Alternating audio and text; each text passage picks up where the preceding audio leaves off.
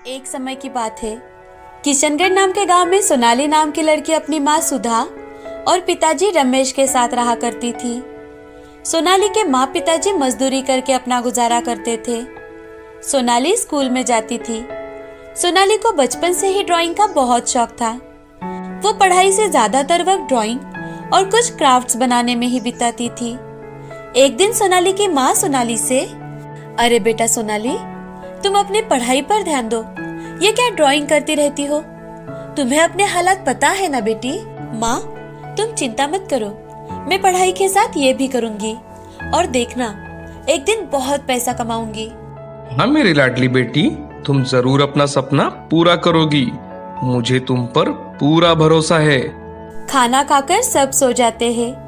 ऐसे ही कुछ दिन बीत जाते हैं। अब सोनाली स्कूल के साथ साथ अपनी सहेलियों के हाथ तथा अपने आसपास की औरतों के हाथों पर मेहंदी लगाती है। उसके साथ वो अलग अलग प्रकार के ग्रीटिंग्स और क्राफ्ट भी बनाती है। धीरे धीरे कर सोनाली बहुत ही सुंदर मेहंदी निकालने लगती है।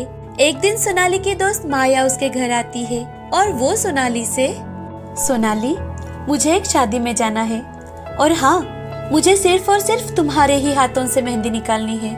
हाँ माया, जरूर, क्यों नहीं, आओ मैं तुम्हें अभी मेहंदी निकाल कर देती हूँ। सोनाली माया के हाथों पर बहुत ही सुंदर मेहंदी निकाल कर देती है। सोनाली मेहंदी के साथ साथ रंगोली भी बहुत अच्छी निकालती थी। अब ऐसे ही कुछ साल बीत जाते हैं और सोनाली बड़ी हो जाती है। वो अपनी पढ़ाई भी पूरी कर लेती है और एक जॉब भी करने लगती है। एक दिन रमेश का दोस्त रघु घर आता है। अरे रमेश भाई, घर पर हो क्या? अरे रघु चाचा, आओ ना, बहुत दिनों बाद आना हुआ आपका। अरे सोनाली बिटिया, कैसी हो तुम? मैं ठीक हूँ चाचा। तभी रमेश वहाँ आता है। अरे रघु, तुम आओ आओ, बहुत दिनों बाद आना हुआ। अरे हाँ भाई, काम में व्यस्त रहता हूँ आजकल। आज कुछ खास काम से आया हूँ तुम्हारे घर। खास काम? अरे हाँ रमेश, मैं सोनाली के लिए मेरे बहन के लड़के का रिश्ता लेकर आया हूँ। सूरत शहर में अच्छी नौकरी करता है और उसके माँ पिताजी गांव में रहते हैं। लड़का बहुत अच्छा है। अगर तुम कहो तो मैं इस रविवार को उसको बुला लेता हूँ। अरे वाह, ये तो बहुत अच्छा है। मैंने सूरज को खुद देखा है और दीदी को तो मैं बहुत अच्छे से जानता हूँ। अच्छा, तो मैं उनको इस रविवार को बुला लेता हूँ। चलो अब मैं चलता हूँ, बहुत काम पड़े हुए हैं। ऐसा कहकर रघु वहाँ से चला जाता है। रमेश और सुधा बहुत खुश हो जाते हैं। अगले ही रविवार सूरज अपने माँ पिताजी के साथ सोनाली को देखने आ जाता है। सूरज को सोनाली देखते ही पसंद आ जाती है और कुछ ही दिनों में उनकी शादी हो जाती है। शादी के कुछ दिन बाद सूरज सोनाली को लेकर शहर चला जाता है। एक दिन सोनाली सूरज से, सूरज, क्यों ना मैं भी ऑफिस जाना शुरू कर दूं? घर पर बैठे बैठे बोर हो जाती हूँ दिन भर। सोनाली, तुम्हें जो करना है वो तुम कर सकती हो। मैं हमेशा तुम्हारे साथ हूँ। अब सोनाली भी ऑफिस जाने लगती है। एक दिन सोनाली के ऑफिस में एक प्रोग्राम होता है। उस प्रोग्राम में सोनाली बहुत ही सुंदर रंगोली निकालती है। रंगोली देखकर सोनाली की दोस्त रीता सोनाली के पास आती है और वो सोनाली से, अरे सोनाली, तुम कितनी सुंदर रंगोली निकालती हो। सोनाली, तुम्हें तो मेहंदी भी निकालनी आती होगी। मुझे परसों एक शादी में जाना है, तो क्या तुम मुझे मेहंदी निकाल कर दोगी? हाँ रीता, क्यों नहीं। दूसरे ही दिन सोनाली रीता के हाथों पर बहुत सुंदर मेहंदी निकाल कर देती है। रीता शादी में जाती है। वहाँ की औरतें भी रीता के हाथ की मेहंदी देखकर सोनाली के पास से ही मेहंदी निकालने की सोचती है। दूसरे दिन रीता ऑफिस में आकर सोनाली से कहती है, सोनाली, तुम्हारे हाथ की मेहंदी सबको इतनी पसंद आई कि बहुत सी औरतों ने तुम्हारा मोबाइल नंबर लिया है मुझसे। मैं सोच रही थी कि क्यों ना तुम अपना मेहंदी का पार्ट टाइम काम शुरू करो, तुम्हें बहुत फायदा होगा उससे। थैंक यू रीता, लेकिन ये पार्ट टाइम काम सूरज मुझे नहीं करने देंगे। सोनाली घर आकर रीता ने बताई हुई बातों पर सोचने लगती है और जैसे ही सूरज घर आता है तो उससे, सूरज, मैं सोच रही थी कि क्यों ना मैं ऑफिस से आकर पार्ट टाइम मेहंदी का बिजनेस शुरू करूं। अरे सोनाली, इसकी कोई जरूरत नहीं है। मैं भी तो अच्छा खासा कमा लेता हूँ और तुम्हें भी तो आराम की जरूरत है। आखिर कितना काम करोगी तुम? दोनों खाना खाकर सो जाते हैं। दूसरे ही दिन से सोनाली को मेहंदी के लिए ऑर्डर्स के लिए फोन आने लगते हैं। सोनाली उनमें से कुछ ऑर्डर्स पूरे कर लेती है। ऐसे ही कुछ दिन बीत जाते हैं। एक दिन सूरज घर आकर सोनाली से, सोनाली, मेरी नौकरी चली गई है, अब कैसा होगा? घर के ईएमआई भी सर पर है। तुम्हारी सैलरी में तो घर का खर्चा निकल तो जाएगा, लेकिन ईएमआई का कैसे करे? मुझे कुछ समझ में नहीं आ रहा। जी, आप बिल्कुल चिंता मत करो, मैं हूँ ना। अब सोनाली ऑफिस से आकर अपने मेहंदी के ऑर्डर्स लेने लगती है। कुछ ही दिनों में सोनाली पूरे शहर में मेहंदी के लिए फेमस हो जाती है। उसे शादी संगीत के बहुत से ऑर्डर्स आने लगते हैं। अब सोनाली अपना जॉब छोड़कर शहर के बीचों बीच एक दुकान लेती है और अपना मेहंदी का बिजनेस करने लगती है। उसकी ये सफलता देखकर सूरज भी बहुत खुश हो जाता है। सोनाली, मुझे लगता था इस मेहंदी से तुम कितना कमा पाओगी, लेकिन मैं जितना कमाता था उससे कई ज्यादा तुम कमा लेती हो। सूरज, मुझे हमेशा से इसमें करियर करना था, लेकिन घर के हालात देखकर मैं कुछ नहीं कर पाई। सोनाली, अब तुम्हें जो करना है वो करो। मैं तुम्हारे साथ हूँ। मैं तुम्हारी हर वो मदद करूँगा जिसकी तुम्हें जरूरत हो। सूरज सोनाली को गले लगा लेता है और दोनों खुशी खुशी अपना जीवन बिताते हैं। बहुत समय पहले की बात है। सूरजपुर नाम के गांव में केशव अपनी पत्नी सुनीता और बेटी रमा के साथ रहा करता था। केशव पेशे में से एक कुम्हार था। वो मटके बनाकर बेचता था और उसमें से थोड़ा बहुत कमाता था। उसी से वो अपना परिवार चलाता था। एक दिन केशव मटके बना रहा था, तभी केशव की पत्नी आकर उससे कहती है, जी, आप मुझे भी मटके बनाना सिखाओगे? मुझे भी सीखना है। अच्छा ठीक है, तुम मुझे मटके बनाते समय देख देख कर तुम भी सीख लिया करो। ठीक है। माँ, मुझे भी सीखना है मटका बनाना। अरे नहीं बेटा, तुम अभी बहुत छोटी हो। सुनीता केशव के साथ मिलकर मटका बना लेती है। जी जरा देखिए तो, मेरा मटका कितना अलग ही बन गया है। अरे वाह भाग्यवान, तुमने तो बहुत अच्छा मटका बनाया है।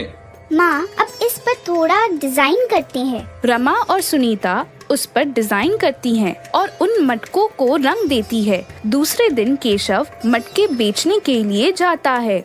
जी भैया, मुझे वो गोल वाला मटका दे दो। भैया, मुझे ही लाल रंग का डिजाइन वाला मटका दे दो। उस दिन से केशव के पास के सारे मटके बेचे जाते हैं। ऐसे ही कुछ दिन बीत जाते हैं। अब सुनीता की मदद से केशव मटके बनाकर बेचने लगा था और उससे थोड़े पैसे मिला करते थे। एक दिन रमा स्कूल में जाती है, तभी उसकी सहेली श्रेया उससे कहती है, रमा, तुझे पता है कल मेरे पापा फ्रिज लेकर आए। उसमें बहुत ठंडा पानी होता है और सब्जियां भी कई दिनों तक रहती है। फिर तो एक लड़की बहुत मजे करेगी अब। रमा, स्कूल के बाद तुम मेरे घर चलो, मैं तुम्हें ठंडा पानी पिलाऊंगी। वैसे भी गर्मी का मौसम है। हाँ श्रेया, मैं जरूर आऊंगी। शाम को स्कूल खत्म होने के बाद रमा श्रेया के घर जाती है। तभी श्रेया उससे उनका फ्रिज दिखाती है और ठंडा पानी पिलाती है। तभी रमा, हाँ श्रेया, सच में बहुत अच्छा है तेरा फ्रिज। मैं भी मेरे पिताजी को बोलूँगी फ्रिज खरीदने को। अरे तुझे पता है कितना महंगा है वो फ्रिज? पूरे 20,000 का। इतना तो तेरे पिताजी भी साल भर में नहीं कमाते होंगे। श्रेया की माँ की बात सुनकर रमा को बहुत दुख होता है और वो वहाँ से घर चली जाती है। घर आकर, अरे क्या हुआ मेरी लाडली को? आज बहुत शांत है मेरी बिटिया। क्या हुआ बेटी, तुम्हारी तबीयत तो ठीक है ना बेटा? ठीक है माँ। जी, लगता है आज रमा को कुछ हुआ है, नहीं तो रमा इतनी शांत कभी नहीं रहती। हाँ, मुझे भी वैसे ही लग रहा है। पापा, पता है आज मैं श्रेया के घर गई थी। उसके पापा ने एक बहुत बड़ा फ्रिज लिया है और उसमें बहुत ठंडा पानी होता है। सब्जियां भी ताज़ा रहती है। हमारे लिए भी खरीदो ना फ्रिज। बिटिया, फ्रिज बहुत महंगा आता है और हमारी उतनी कमाई नहीं है बेटा। और ऊपर से उसे बिजली भी लगती है। लेकिन पिताजी, मुझे फ्रिज चाहिए। आप कल जाकर हमारे लिए फ्रिज खरीद कर लाओ। लेकिन बिटिया, हमारे पास इतने पैसे नहीं हैं। तो फिर हम इतने गरीब क्यों हैं? आपके पास जब देखो तब पैसे ही नहीं रहते। तुम्हें फ्रिज चाहिए ना? मैं अपने हाथों से तुम्हारे लिए फ्रिज बनाऊंगी, मिट्टी का फ्रिज। अरे भाग्यवान, तुम कुछ भी क्यों बोल रही हो उसे? अजी सच में, मैं अपनी लाडली के लिए अपने हाथों से फ्रिज बनाऊंगी। दूसरे दिन सुनीता मिट्टी का फ्रिज बनाती है। उसमें वो सब इलेक्ट्रिक फ्रिज जैसा ही बनाती है। उसमें सब्जियां भी बहुत दिन तक रह सके ऐसा बनाती है। रमा स्कूल से आकर देखती है तो मिट्टी का फ्रिज देखकर वो बहुत खुश हो जाती है। रमा फ्रिज खोलकर देखती है। माँ, आपने फ्रिज बना भी लिया, ये तो बहुत अच्छा है। रमा फ्रिज का पानी पीती है तो उसे बहुत ठंडा लगता है। रमा खुश होकर उछलने लगती है।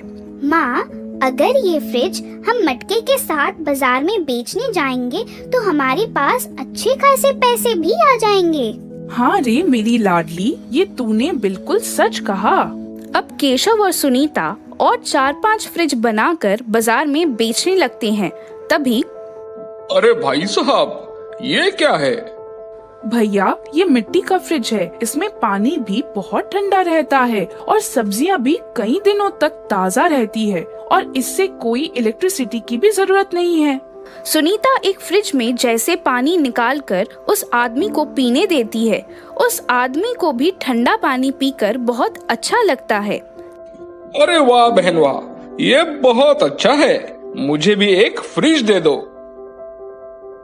एक एक करके केशव के सारे फ्रिज बिक जाते हैं और उस दिन उसकी बहुत अच्छी कमाई होती है। अब उसके फ्रिज की चर्चा पूरे गांव में होने लगती है और उनके पास फ्रिज के लिए ऑर्डर्स आने लगते हैं। रमा भी स्कूल में अपने माता पिता की बनाई फ्रिज के बारे में बताती है।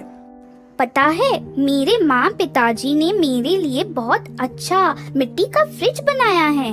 हा हा हा, मिट्टी का फ्रिज भी भला किसी ने देखा है? रमा के सभी दोस्त हंसने लगते हैं। तभी क्लास का नीरज नाम का एक लड़का आकर, अरे सच में दोस्तों, रमा सच बोल रही है। मेरे पापा ने भी इनके पिताजी से मिट्टी का फ्रिज खरीदा है और वो सच में बहुत अच्छा है।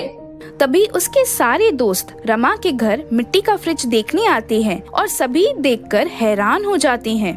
आंटी, आपके वजह से गरीबों को भी आज फ्रिज मिल रहा है और वो भी इतना सस्ता, और वो बिना बिजली से चलने वाला। आपका बहुत बहुत धन्यवाद आंटी। अरे ऐसा कुछ नहीं बेटा, ये रमा ने जिद की थी फ्रिज की, तो हमने सोचा बनाकर देखते हैं। केशव और सुनीता के मिट्टी के फ्रिज का व्यापार इतना बढ़ गया था कि उनको शहर में से ऑर्डर्स आने लगे। अब केशव के पास पैसे आने लगे थे। उन पैसों से केशव ने अपने लिए घर बनवाया और सब हंसी खुशी से रहने लगे।